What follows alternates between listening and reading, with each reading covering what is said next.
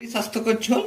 তার জন্য আমি নিয়েছি এখানে লাউ ডোগা, কাঁচা কলা হলুদ জলে ভিজিয়ে রাখছিলাম, আলু আর মোরলা মাছ। তেলটা আমার গরম হয়ে গেছে।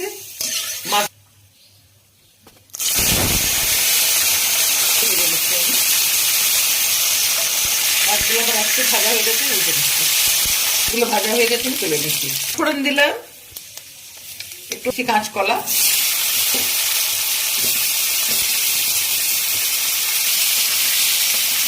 তরকারিতে পরিমাণ মতো নুন দিয়ে দিচ্ছি।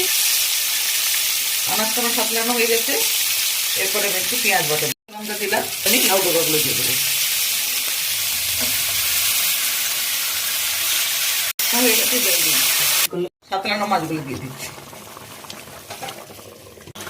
এবার গোলমরিচের বাটাটা, কাঁচা জিরা গোলমরিচের বাটাটা দিয়ে দিচ্ছি।